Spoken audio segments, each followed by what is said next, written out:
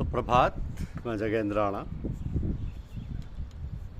सिद्धि का अहंकार, यह हमारी आज की आध्यात्मिक चर्चा का विषय। सिद्धि का अहंकार।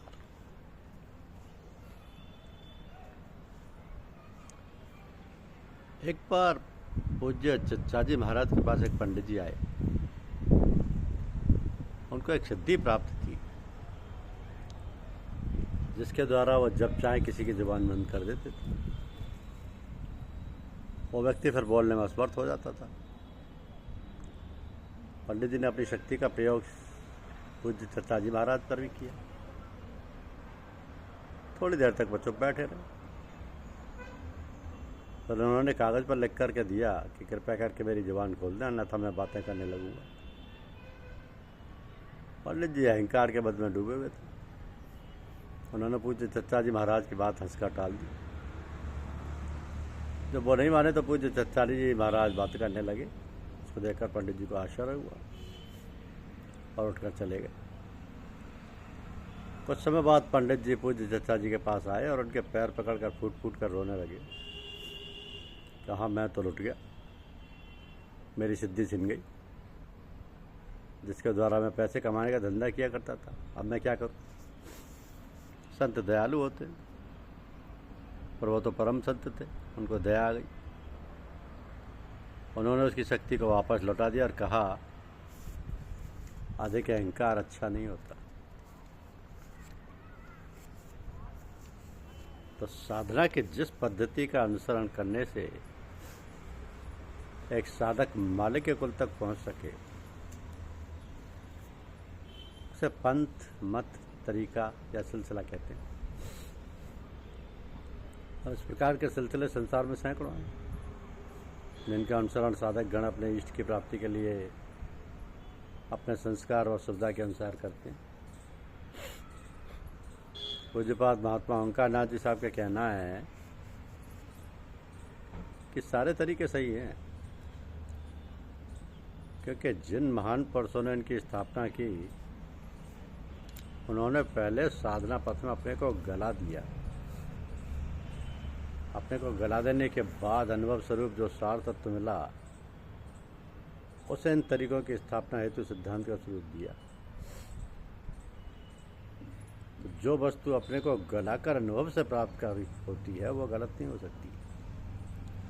इसलिए निश्चित रूप से वो सारे तरीके सही हैं।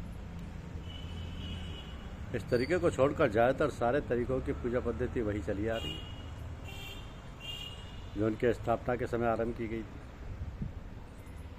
परंतु इतने समय में मनुष्य की शारीरिक क्षमता का उत्तरोत्तर ह्रास हुआ है, समय की भी कमी हुई है। ऐसी पद्धति में, ऐसी स्थिति में पूजा पद्धति में कुछ रियायत की जानी चाहिए थी, वो नहीं हुई। इसलिए आज उन पद्धतियों का अनुसरण करना साधकों को बोझल महसूस हो रहा है। एक साहब थे, शिव जी की पूजा करते थे। उनके पास कोई काम नहीं था, वो जमींदार थे। सुबह नहा धोकर कुछ आसामियों से खेतीबाड़ी की बात करने के बाद वो पूजा करने बैठ जाया करते थे तथा पूरे 4 घंटे जमकर पूजा किया करते थे। भगवान शिव के प्रतीक स्वरूप शिवलिंग को स्नान कराकर उनकी तरह तरह से पूजा किया करते थे। एक बार उनसे पूछ लिया कि कभी कभार ऐसा हो जाए कि कारणवश आपको पूजा के लिए इतना समय ना मिल सके जितना प्राय रोज लेते हैं, तब आप क्या करेंगे? उनका स्पष्ट उत्तर था कि उस दिन पूजा नहीं हो सकेगी। तो कुछ तरीकों को छोड़कर करीब करीब सबका यही हाल है कि आज से प्राय हजार वर्ष पूर्व पूजा पद्धति के जिस स्वरूप की स्थापना की गई थी, इतना वक्त गुजर जाने के बाद भी वो पद्धति जस की तस है। परंतु हमारे तरीके के भविष्य दृष्टा समर्थ गुरुजनों ने मनुष्यों की गिरती हुई शारीरिक क्षमता व समय की कमी के तथ्य को कतई नज़रअंदाज नहीं किया, बल्कि इस तरीके की गुणवत्ता में एक सुई के नोक के बराबर कमी लाए बगैर समय समय पर रियायतें बख्शी। जिस स्वरूप में इस तरीके की स्थापना हुई थी, अगर उसके स्वरूप में जरूरी रियायतों को समावेश न किया गया होता तो उसके प्राथमिक स्वरूप को स्वीकार कर पाना हम लोगों के लिए कतई संभव नहीं होता। जो इस सिलसिले की शुरुआत हुई थी उस समय ऐसा नियम था कि जो साधक इस तरीके में प्रवेश चाहता था, प्रवेश देने से पहले उसे कुछ तैयारी करने को कहा जाता था। मसलन उससे कहा जा सकता था कि तुम 2 महीने तक एक समय उपवास रखो या इतने समय तक इस मंत्र का उच्चारण करो वगैरह वगैरह। इसके बाद जब उसे प्रवेश की अनुमति दी जाती थी तब उसे आश्रम में रख लिया जाता था, जहाँ उसे 10-15 वर्षों तक लगातार रहना पड़ता था। एक दिन के लिए भी घर जाने की अनुमति नहीं मिलती। तालीम के दौरान कभी पिटाई भी कर दी जाती। नक्शबंदिया परंपरा के 17वें बुजुर्ग सैयद शाह बहाउद्दीन नक्शबंद रजी, जिनके नाम के साथ ये सिलसिला नक्शबंदी कहलाता है, आपने सिलसिले के साधकों पर कृपा करके बहुत सी रियायतें बख्शी। आपने प्रवेश से पूर्व कुछ तैयारी करके आने की प्रथा को समाप्त कर दिया। आश्रम में 10-15 साल तक रहकर रहने की बात को भी समाप्त कर दिया। साधकों के साथ नरमी से व्यवहार करने की जरूरत पर बल दिया। आपने साधकों के दिलों पर परमात्मा का नाम चिन्हित करने पर जोर दिया। इसीलिए आपके इस मुबारक के साथ नक्शबंदी शब्द जोड़ा गया। आप साधकों के हृदय चक्र पर ईश्वर के नाम के नक्श बना दिया करते थे। तो सूफी संत मत के 25वें बुजुर्ग सैयद हज़रत मुजद्दी साहब के नाम से इस सिलसिले को मुजद्दिया भी कहा जाता है। आपने इस सिलसिले को शक्तिपात की क्षमता प्रदान की, यानी गुरुजन अपनी आत्मिक शक्ति से साधकों की सोई आत्मिक शक्ति को जागृत करें। एक मुकाम पर पूज्यपाद लाला जी साहब ने बहुत ही भावुक होकर आपका सादर स्मरण किया है।